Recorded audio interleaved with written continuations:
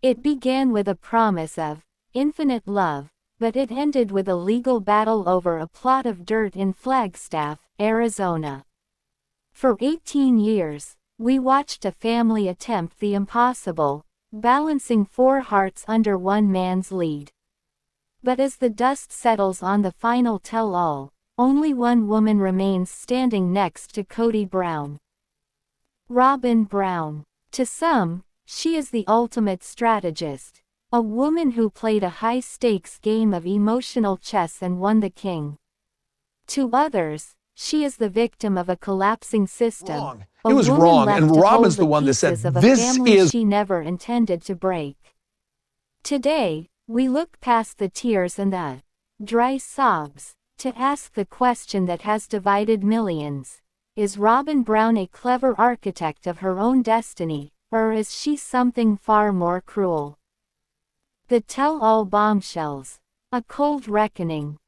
October 2024. Sedona, Arizona. The cameras are rolling for the Season 19 Tell-All. But behind the scenes, the atmosphere is toxic.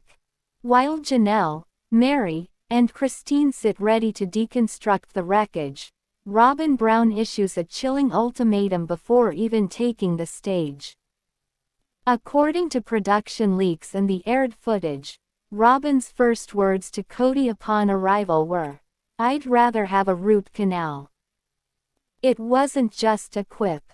Throughout the special, Robyn's refusal to engage became the central bombshell. She refused to watch clips. She refused to answer host Sukanya Krishnan's direct questions regarding her role in the family's financial division. Why did Robyn suddenly lose her memory when asked about the 2014 legal divorce? We explore the memory gap in 10 minutes. Fan reaction Reddit r sister wives. Robyn isn't confused. She's stonewalling. She knows if she speaks the truth, she loses the victim narrative she's spent 15 years building. User Desert Rose 82. The bombshell that truly rocked the fandom, however, was Janelle Brown's blunt assessment. Janelle, the woman who usually avoids drama, labeled Robyn a sacred cow. She alleged that Kody intentionally became the villain to draw fire away from Robyn. The architect, clever manipulation or survival. To understand the clever argument, we must go back to the beginning. 2010. Robyn enters as the young, thin, rebound wife with 3 children and a mountain of debt. Yet, within 4 years, she is the only legal wife. Historical callback. Season 6. The portrait scandal. Robyn took a photo of Kody and Christine's children, erased them, and had an artist draw in her own children at those ages, rebranding Kody as their father from birth. Is this the act of a woman trying to blend a family, or an act of symbolic erasure? Legal depth. In 2025, legal experts began scrutinizing the Coyote Pass holdings. Public records show that as of late 2025, Kody and Robyn hold the largest share of the land. In a shocking revelation from the latest tell-all, it was revealed that Robyn allegedly attempted to blackmail Meri into silence in exchange for her portion of the property. The cleverness lies in the quiet win. While the other wives built brands, Plexus, Lularu, Airbnb, Robyn focused on the one asset that mattered, the legal marriage. By securing the legal title, she secured the family's ultimate equity. The cruelty, the price of the pedestal. But, clever, has a darker twin, cruel. The most heartbreaking moments of the tell-all didn't involve money, they involved the children. Coming up, the moment Robyn's own daughter allegedly broke rank, and why fans are calling it the End of the Reign. Fan communities on YouTube and Facebook have pointed to Robyn's history of gatekeeping Kody. During the pandemic, the strict rules were attributed to Kody, but Janelle and Christine have since hinted they were Robyn's design. Cruelty isn't just yelling. It's watching your husband ignore his sick daughter truly while you keep him tucked away in your mansion. That's the part we can't forgive. Reality Recap 99. The most cited piece of evidence for the cruel label. The surrogacy offer to Meri. On camera, it looked like a gift. Off camera, many, including Meri herself in recent years, viewed it as a weaponized gesture of fertility, reminding Meri of what she could never provide. Post-event analysis. The long-term implications. So, where does this leave the last wife standing? The tell-all revealed a woman who is now a polygamist without sister wives. Kody has publicly admitted he no longer believes in the principle. Robyn, however, continues to mourn the dream she supposedly lost. Thoughtful analysis. The long-term implication is a reality TV paradox. If Robyn is the villain, the show has a future. If Robyn is simply a wife who won a war she didn't want, the show is a tragedy. By 2026, the Brown family assets are expected to be fully liquidated. Janelle has moved to North Carolina. Christine is in Utah. Meri is living her best life in Oregon. Robyn and Kody are left in the big house on the hill, a house partially paid for by the women they pushed away. The verdict, a mirror of our own fears. Is she clever? Yes. To survive in a system designed to pit women against each other for the attention of one man, you must be clever. Is she cruel? Perhaps. The trail of broken relationships and alienated children suggests a cost that many find too high to pay. Ultimately, Robyn Brown is a mirror. To some, she represents the fear of the other woman, who takes everything. To others, she is the warning of what happens when you win a game that was rigged from the start. The bombshells of the tell-all didn't just break the Brown family. They broke the fourth wall, showing us that in the world of plural marriage, there are no winners, only survivors.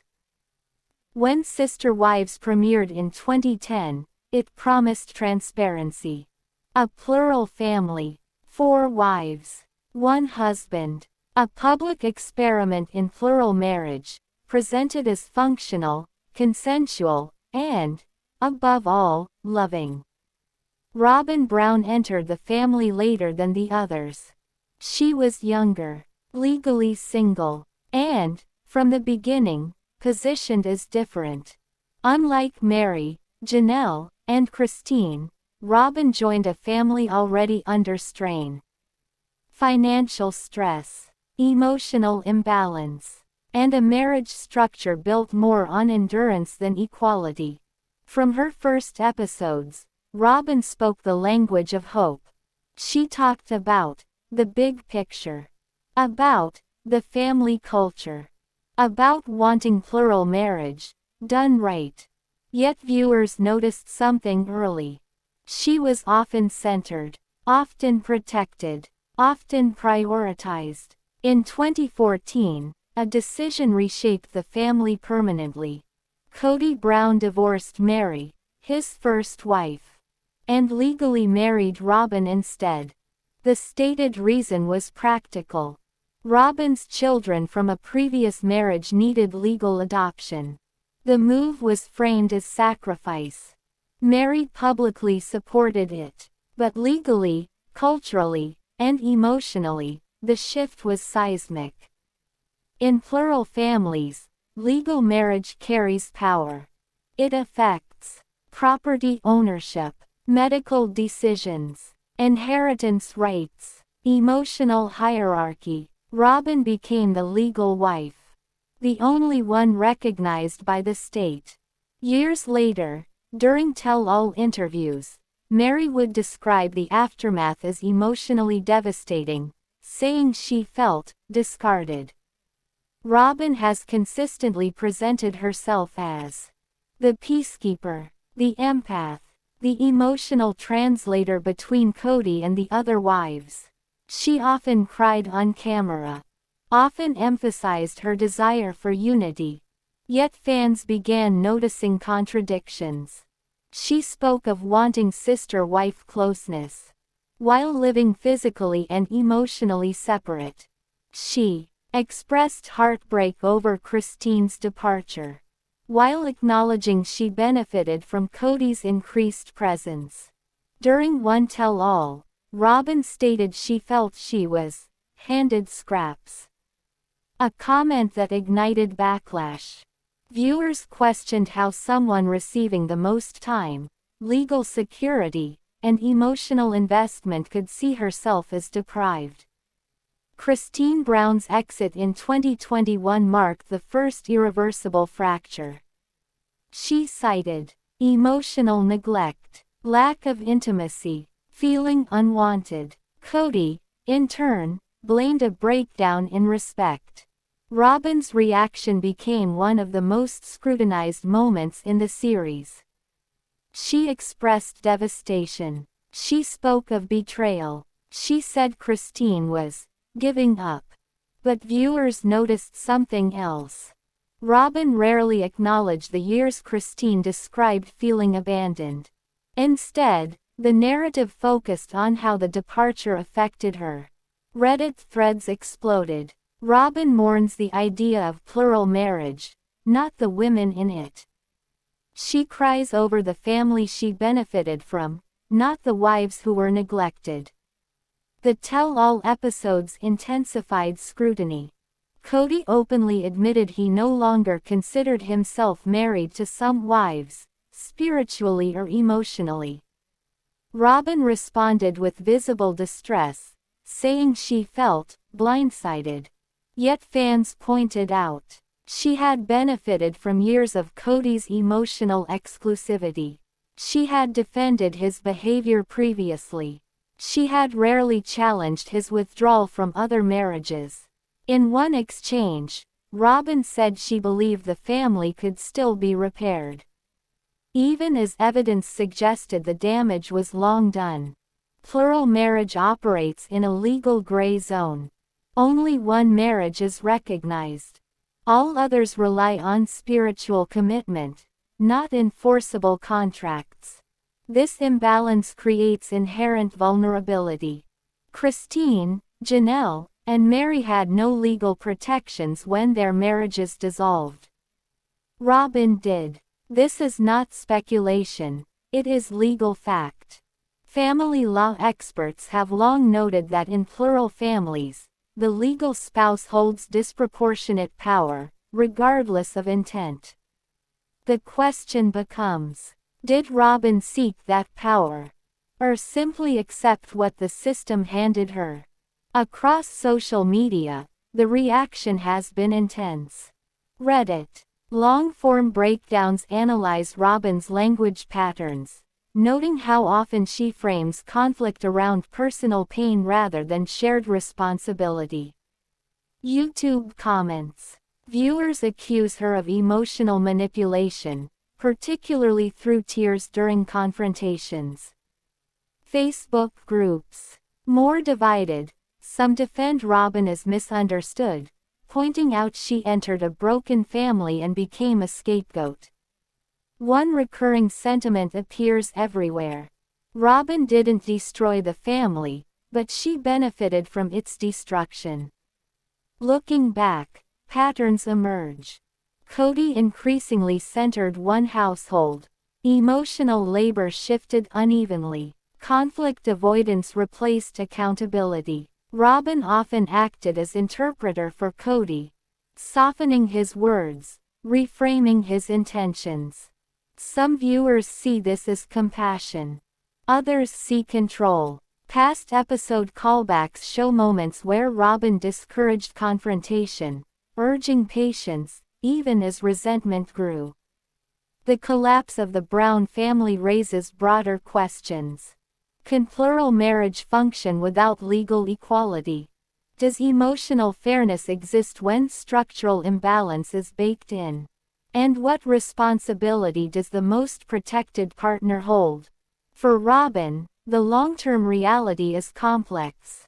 She remains legally married, but socially isolated. The family she claimed to cherish no longer exists. For viewers, the story challenges the original premise of Sister Wives itself.